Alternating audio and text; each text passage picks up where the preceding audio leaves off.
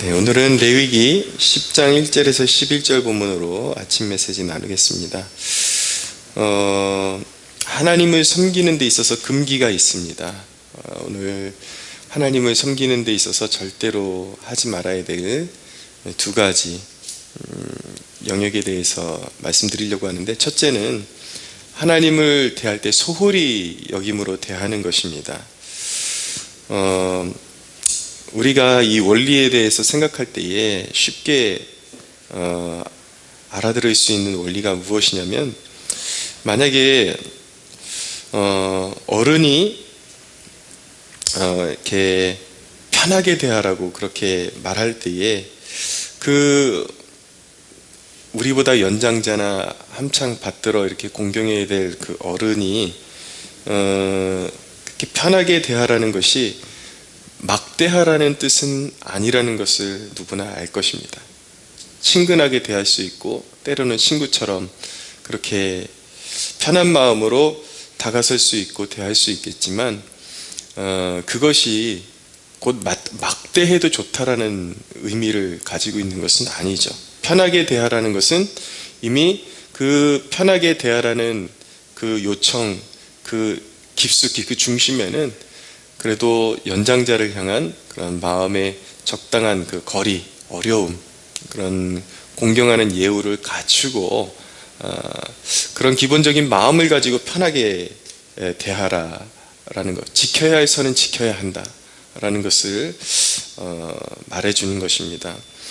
오늘 1절에 보면 아론의 아들 나답과 아후가 각기 향로를 가져다가 여호와께서 명령하시지 아니하신 다른 불을 담아 여호와 앞에 분향했다 라고 말씀하시고, 2절 이하에 보면 불이 여호와 앞에 나와서 이 나답과 아후를 삼켜버린 사건을 기록하고 있습니다.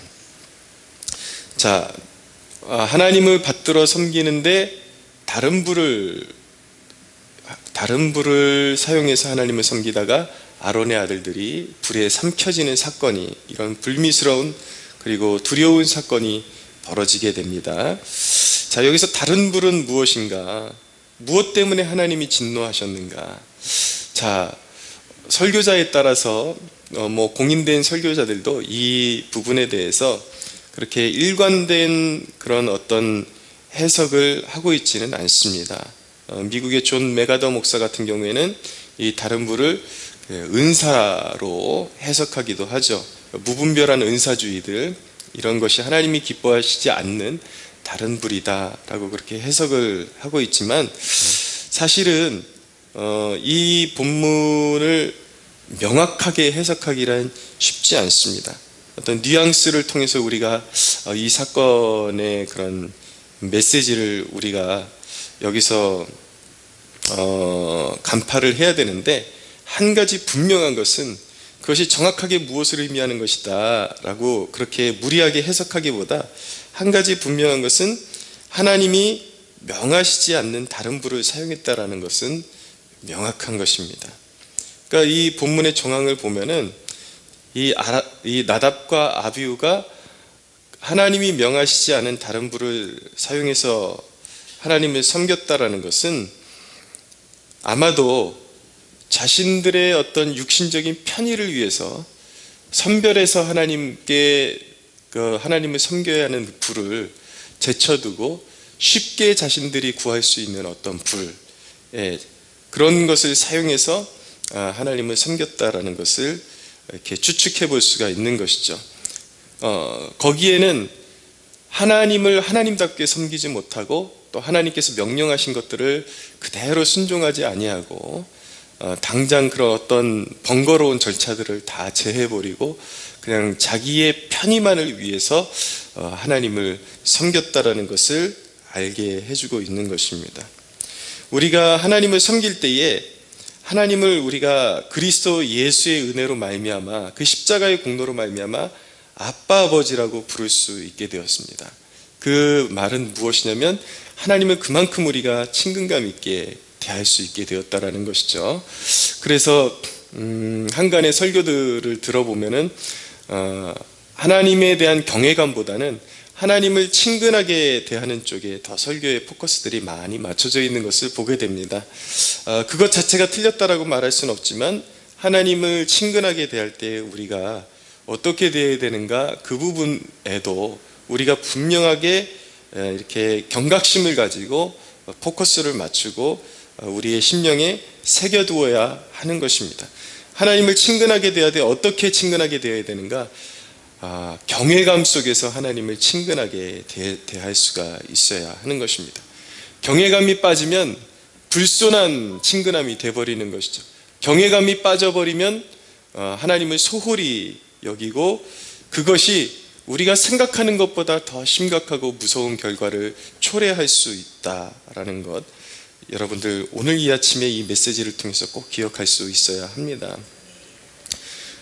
요즘 여기저기서 들려오는 그런 얘기들을 종합해 보면은 인터넷 예배가 성행하고 있다는 것을 알게 됩니다. 이제 사람들이 더 이상 교회에 직접 나가서 사람들과 부딪히는 것이 싫은 거예요.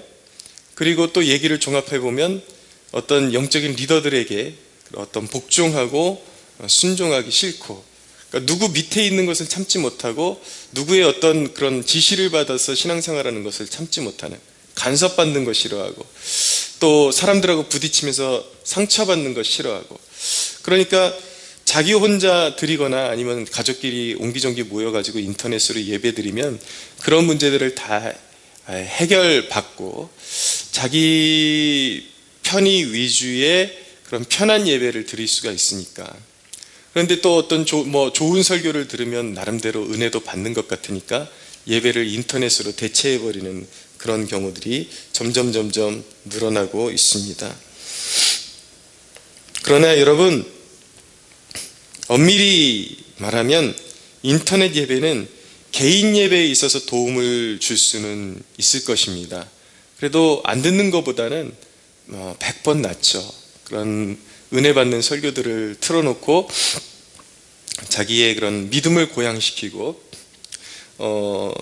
일례로 제가 이렇게 지난 79일 여정 동안 직장에 나가서 일터에서 일한 내용들을 제가 지금 유튜브로 이렇게 공개하면서 당시에 받았던 은혜들을 나누고 있는데, 제 개인적인 간증으로는 그렇습니다. 이렇게 창고에서 힘든 일을 할 때에 그런 설교를 틀어놓으면은, 은혜 받는 설교를 틀어놓으면은 믿음은 들음에서 난다라는 말씀이 정말 이렇게 실감 납니다. 그러니까 설교를 틀어놓은 것 자체만으로도 귀로 이렇게 말씀이, 하나님의 말씀이 들어오는데 점점 하루의 일상 가운데 힘이 붙고 내 심령 가운데 힘이 붙는다라는 것을 느끼게 됩니다. 그러니까 일을 할 때에도 정말 이 말씀을 틀어놓고 일을 하는 것이 굉장히 도움이 되고 우리 믿음을 고양시키는데 굉장히 도움이 된다라는 것을 제가 직접 체험하기도 한 것이죠. 그렇지만 여러분, 그렇게 개인 예배, 개인의 경건에 있어서 믿음을 고양시키는데 그런 인터넷이라는 매체를 통해서 도움을 받을 수는 있지만 그것이 공예배를 대체할 수는 없다라는 것을 알아야 합니다. 하나님이 영광 받으시는 예배가 따로 있다라는 것, 그것은 하나님이 정하신 대로 예배를 드려야 한다라는 것입니다. 왜인지 아십니까? 예배는 단순히 들음으로만, 단순히 내 감정과 마음만 고양시키는 데서 끝나는 것이 예배가 아니라, 사도신경은 우리가 믿는 바를 고백하고 있는 것이거든요. 사도들의 신앙, 그리고 기독교 신앙의 정수들을 다 엑기스처럼 함축시켜 놓은 것이, 기독교 신앙이 무엇이냐, 이것을 아주 일목요연하게 정리해 놓은 것이 바로 사도신경입니다. 근데 사도신경이 고백하고 있는 바, 우리는 성도의 교제를 믿습니다. 성도의 유니온, 여러분, 성도의 연합이 빠져버린 예배는 예배라고 말할 수가 없는 것입니다.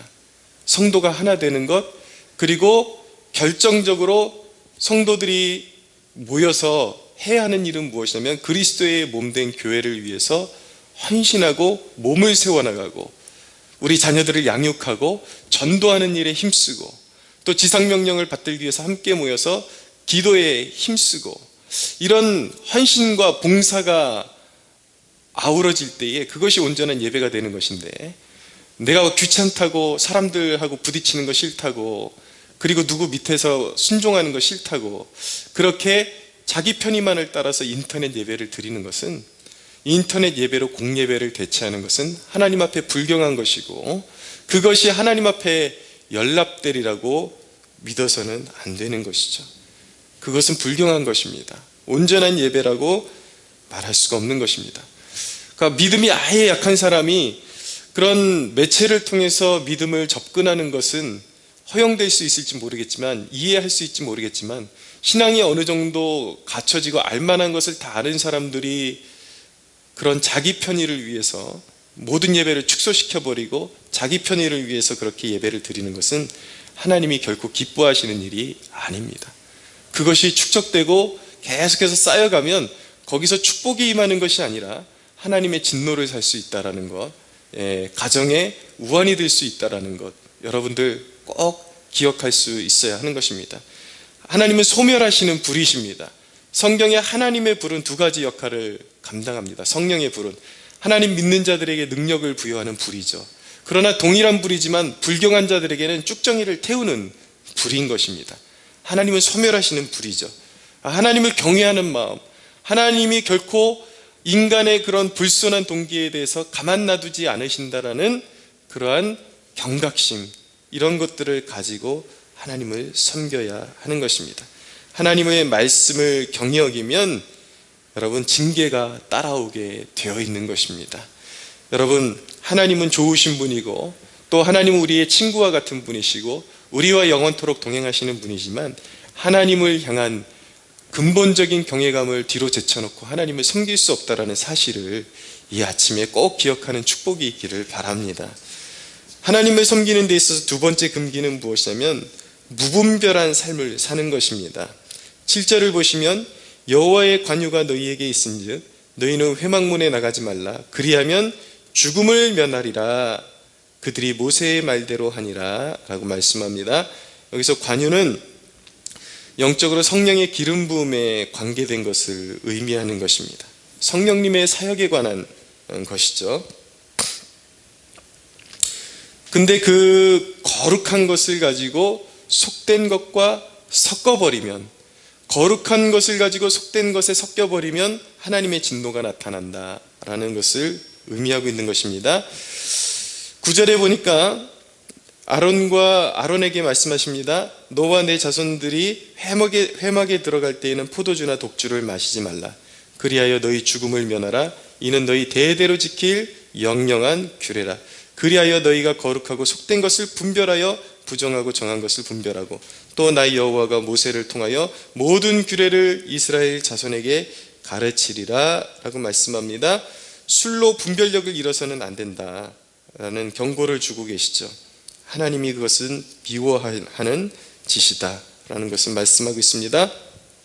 자, 때로는 보고 싶은 것 다 보고 먹고 싶은 것 다 먹고 하고 싶은 것 다 해도 하나님이 주신 은사가 지속되는 경우가 있습니다. 그것은 그 사람이 옳기 때문이 아니라 하나님이 자기 이름을 위하여 잠시 지속시켜 주시는 것입니다. 하나님이 주시는 성령의 거룩한 기름 부음, 은사들, 여러분 그것은 우리의 눈에 보기에 영적으로 보이는 것만 영적인 것이 아니라 사회 속에서 우리에게 주신 리더십이나 어떤 직분이나 자리, 이런 모든 것들이 하나님이 기름 부으신 자리예요.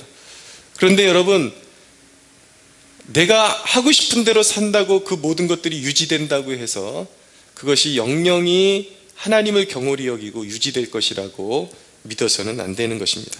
특별히 하나님의 일을 하는 사역자들 중에 겁없이 음란한 것들, 방탕한 것들에 자신들을 방치하면서 그 기름 부음이 유지될 것으로 아는 사람들이 있는데, 여러분 하나님을 경홀히 여겨서는 안 되는 것이죠. 언젠가 그 기름 부음은 끝나게 되어 있는 것입니다.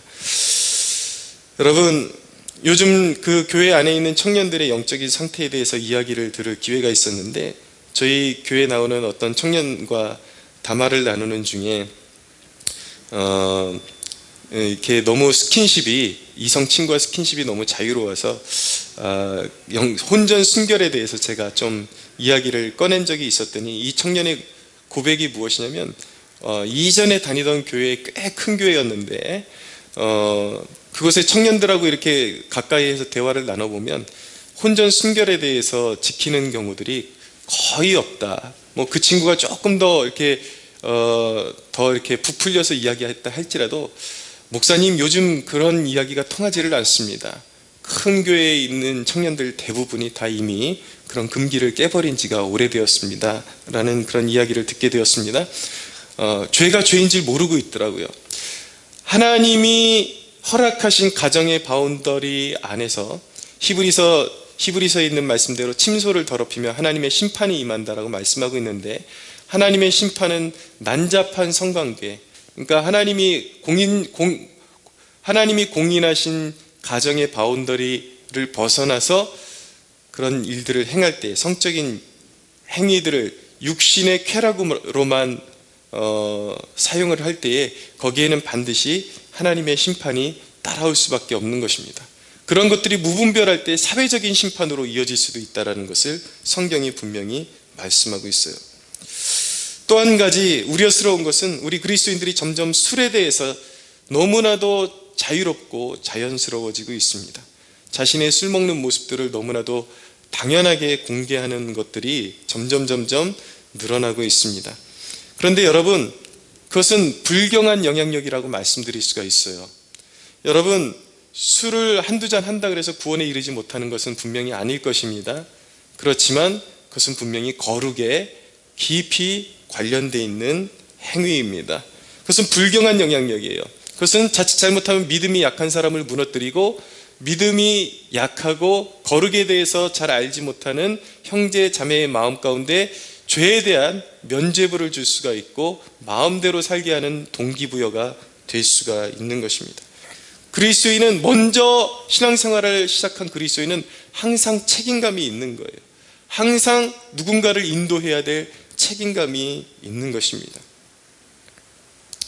그래서 여러분, 술을 끊지 못하고 한두 잔씩 하시는 분들은 그걸 당연한 것으로 여기고 오히려 자랑스러운 것으로 여길 것이 아니라 삼가 조심하고 더 깊은 하나님의 임재를 맛보고, 굳이 술이 아니어도 하나님 한 분만으로 만족할 수 있는 그런 하나님의 임재, 그리고 하나님 경험을 사모해야 하는 것입니다. 많은 이들이 오해합니다.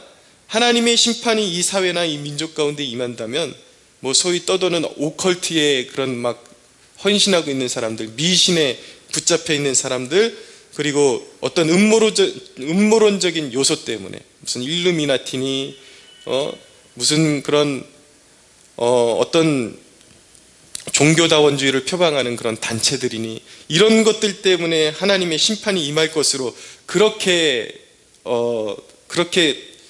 믿고 있고, 자신에 대해서 살피는 것은 굉장히 등한시 여기는 풍조가 오늘 이 세대 가운데 있다라고 말씀드릴 수가 있는데, 물론 그런 더럽고 영적으로 더럽고 난잡한 일들이 하나님의 심판을 불러올 수도 있겠지만, 성경이 명실공히 말씀하고 있는 주된 심판의 원인은 무엇이냐면, 하나님의 백성들이 하나님의 기름 부음을 망각하고 세속적인 삶을 살아가는 것, 그리스도인의 세속성이 바로 하나님의 심판을 불러오는 주의 원인이 될 수 있다는 것을 알아야 하는 것입니다. 오늘날 그리스도인들의 삶의 모습을 보면 너무나도 무분별합니다. 너무나도 세상을 사랑해요. 그것이 바로 하나님의 심판을 불러오는 것입니다. 여러분, 오늘날 살아가는 우리 그리스도인들에게 필요한 자세는 무엇이냐면, 하나님의 하나님 되심에 대한 자각이 회복되어야 하는 것입니다. 오늘 이 말씀을 통해서, 이 본문을 통해서 우리의 삶 가운데, 나의 삶 가운데 너무나도 내가 하나님을 안일하게 여기고 하나님이 사랑이시구나 라는 그런 변명하에 너무나도 내 위주, 내 편의 위주의 하나님 섬김, 예배 생활 하지는 않았습니까?